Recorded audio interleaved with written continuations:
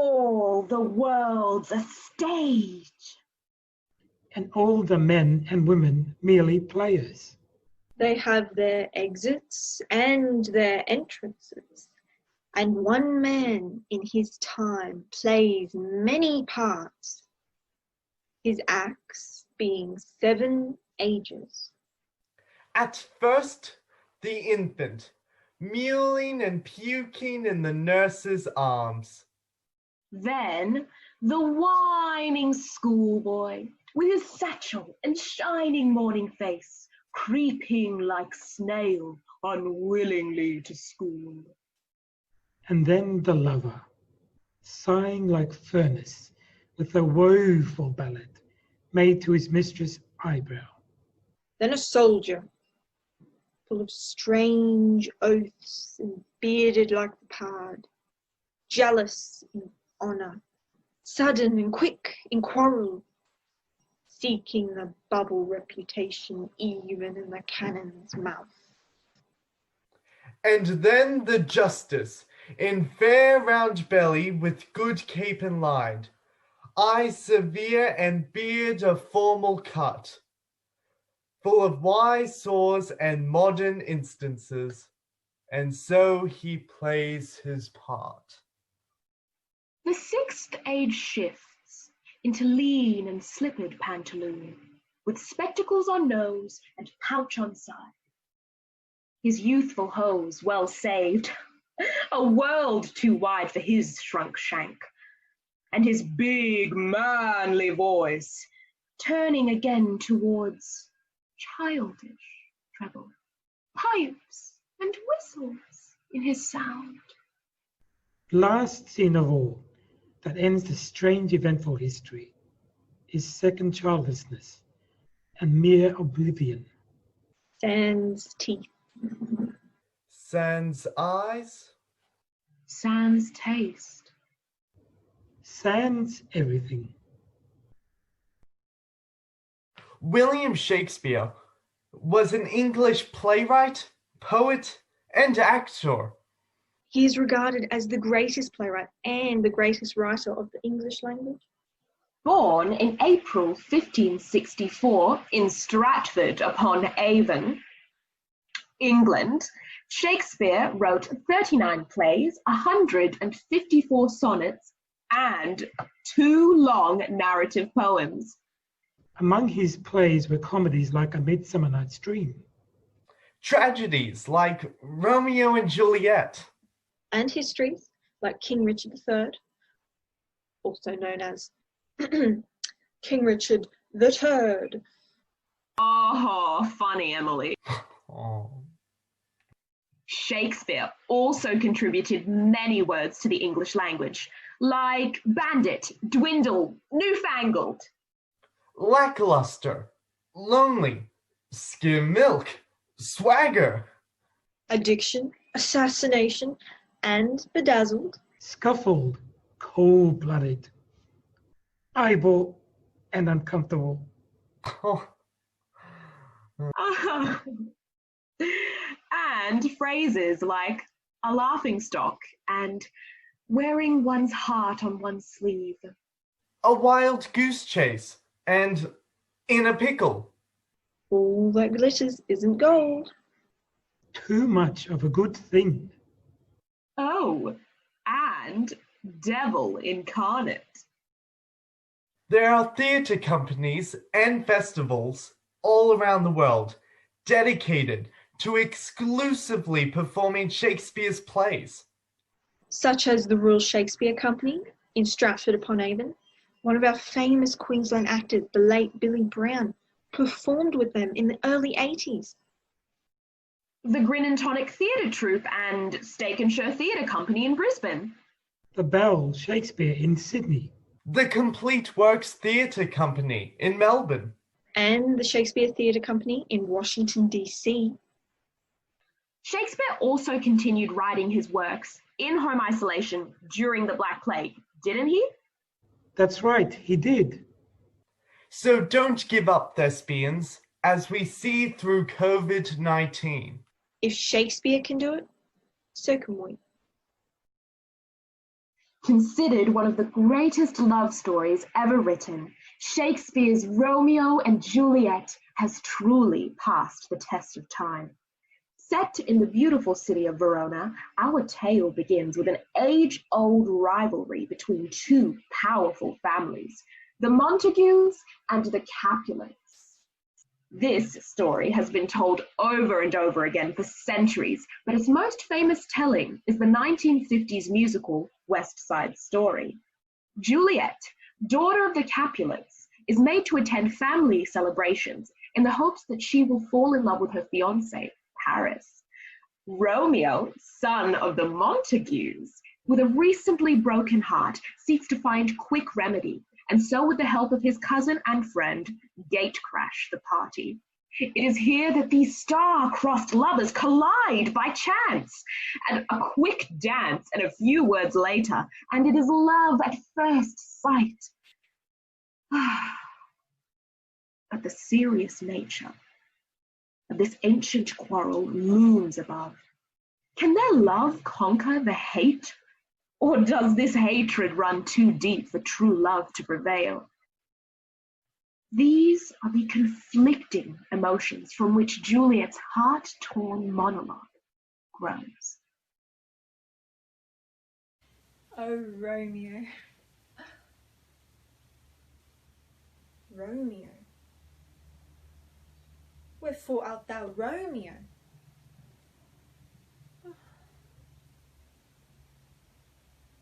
Deny thy father and refuse thy name? Or, if thou wilt not, be but sworn my love, and I'll no longer be a Capulet. 'Tis but thy name that is my enemy. Thou art thyself, though not a Montague. What's Montague? 'Tis nor hand, nor foot, nor arm, nor face, nor any other part belonging to a man.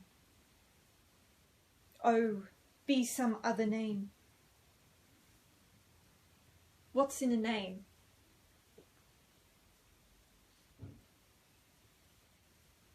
That which we call a rose, whose smell is sweet.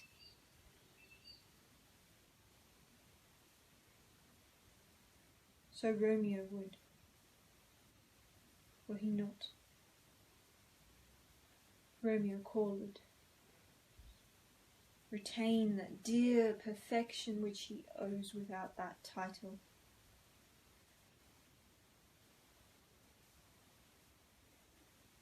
Romeo, doff thy name, and for thy name which is no part of thee, take all myself. A Midsummer's Night's Dream is one of Shakespeare's most famous comedies. It takes place in a magical forest inhabited by fairies who pull the strings and toy with people travelling through. 4 Athenian lovers, Lysander, Hermia, Helena, and Demetrius, as well as 6 amateur players, get caught between the feuding of Oberon and Titania, the fairy king and queen. And many hilarious mishaps follow. At one point in the play, the mischievous Puck is ordered by Oberon to administer a love potion to the 4 lovers. But Puck gives it to the wrong people. Lysander and Hermia are in love, but the potion causes Lysander to fall in love with Helena, Hermia's best friend. Helena is in love with Demetrius, who does not return her feelings, but the potion causes him to fall in love with her too. Helena thinks everyone's making fun of her and doesn't know what's going on. And this is where our monologue begins.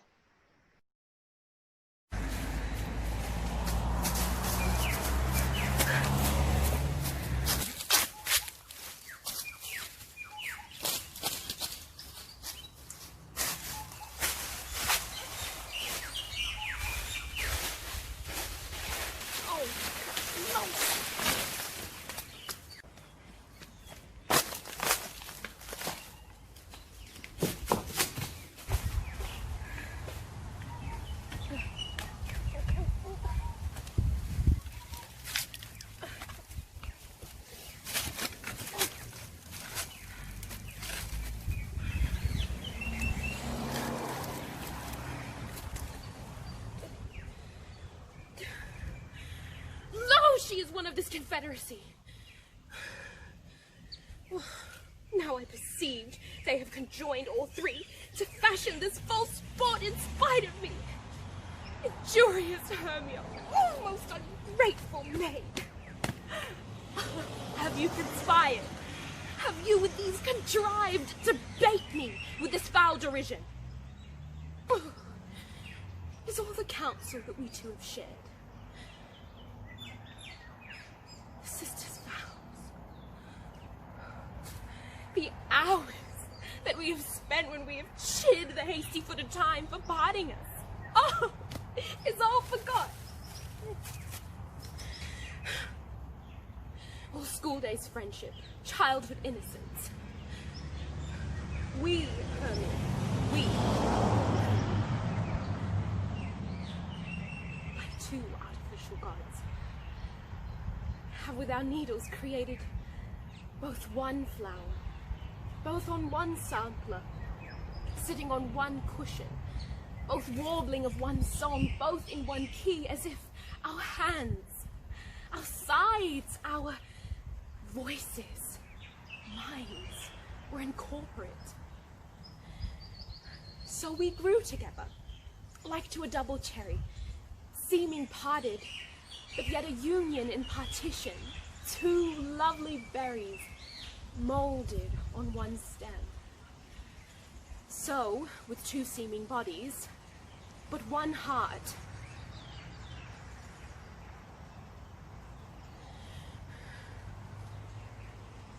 Two of the first, like coats in heraldry, due but to one and crowned with one crest. And will you rent our ancient love asunder, to join with them in scorning your poor friend? 'Tis not friendly, 'tis not maidenly. Oh, our sex, as well as I, may chide you for it. Though I alone do feel the injury.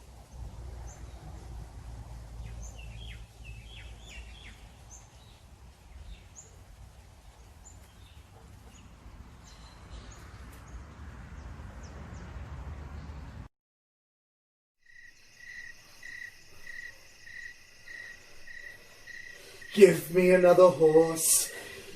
Bind up my wounds. Have mercy. Jesus! Soft. I did but dream.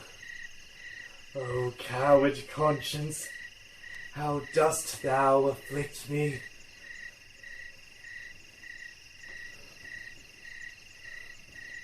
The lights burn blue. It is now dead midnight. Cold, fearful drops stand on my trembling flesh. What do I fear? Myself? There's none else by. Richard loves Richard. That is, I am I. Is there a murderer here? No. Yes, I am. Then why? What? For myself?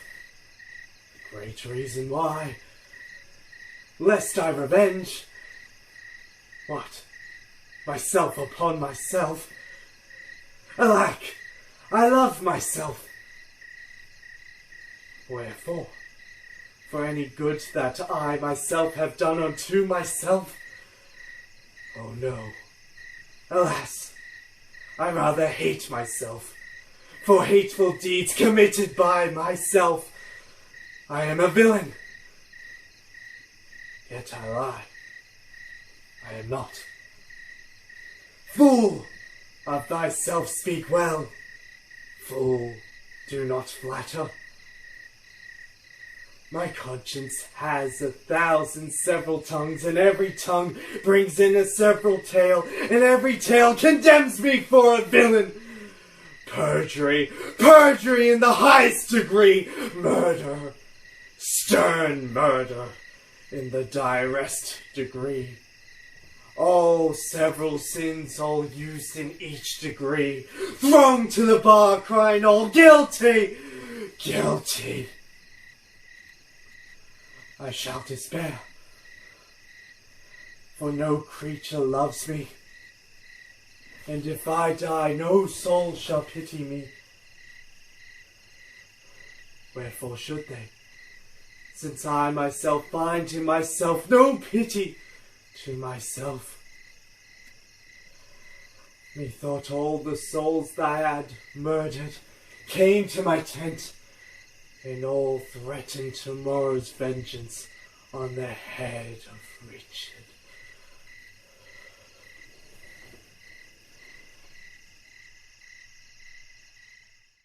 Macbeth is one of Shakespeare's most feared pieces. The history of the play carries an enormous amount of superstition. Macbeth is full of witchcraft and the supernatural. The witches open the play by bubbling away the prophecy of Macbeth becoming the Thane of Cawdor, the King of Scotland. Macbeth's world is situated in an unnatural order, where what seems normal becomes abnormal. Fair is foul and foul is fair. Macbeth has become so numb from battle that even the death of his wife, the Queen, he feels nothing. All he can do is comment on how meaningless life is. And that is where our next monologue begins.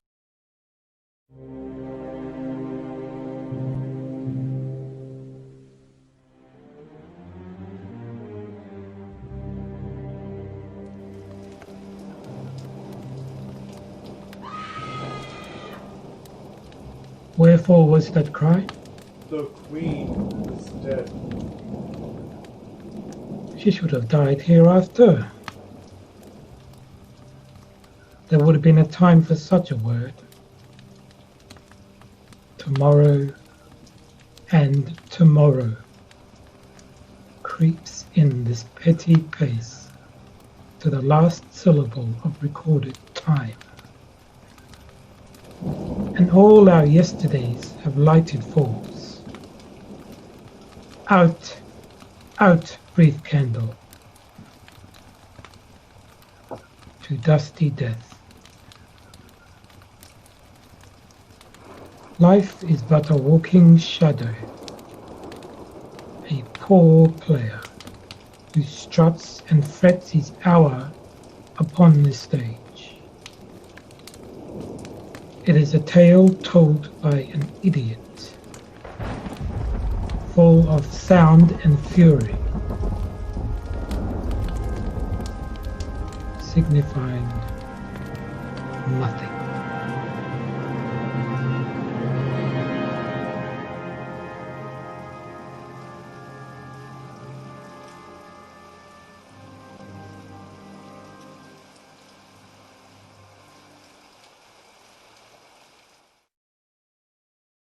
Well, guys, Shakespeare certainly wrote a lot.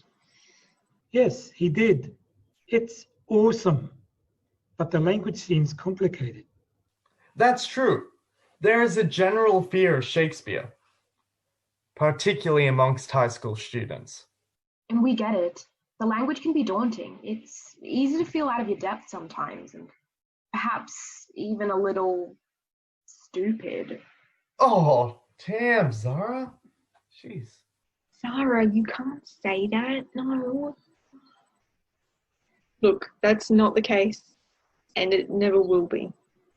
Don't be frightened of Shakespeare. You may never have read or spoken these words before, but each word paints an entire picture.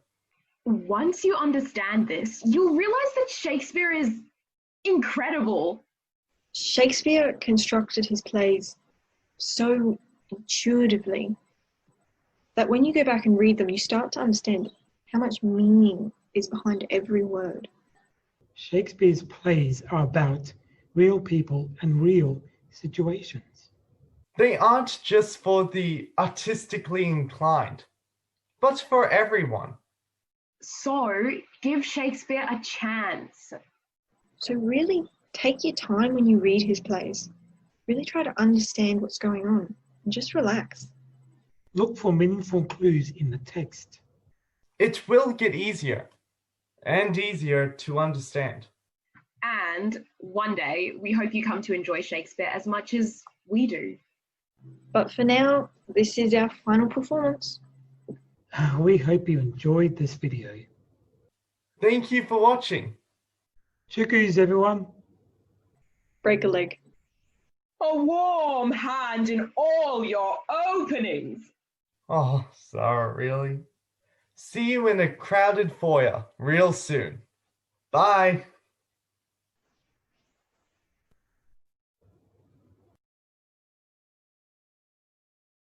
If we shadows have offended, think but this, and all is mended. That you have but slumbered here, while these visions did appear. And this weak and idle theme, no yielding but a dream. Gentles, do not reprehend. If you pardon, we will mend. And as I am an honest puck, if we have unearned luck. Now to escape the serpent's tongue, we will make amends ere long. Else the puck a liar. Cool. So good night unto you all. Give me your hands if we be friends, and Robin shall restore amends.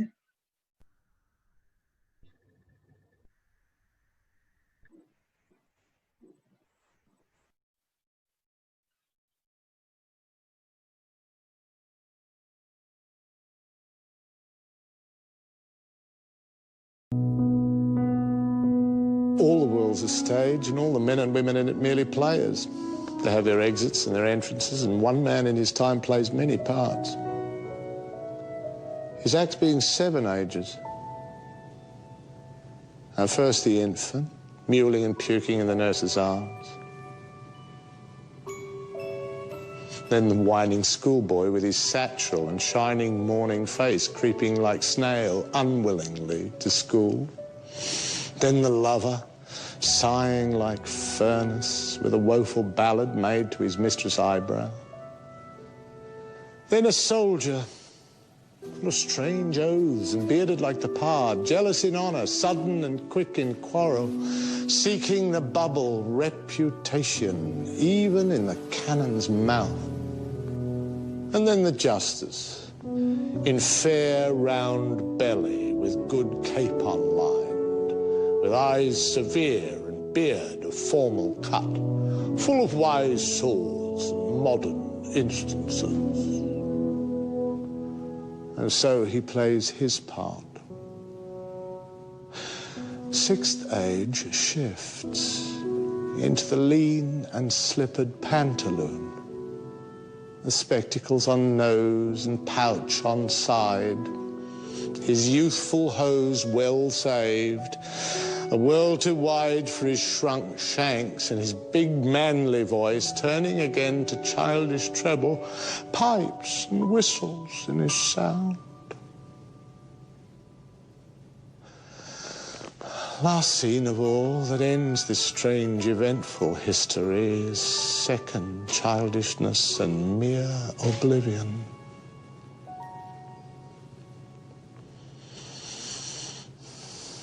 Sans teeth, sans eyes, sans taste, sans everything.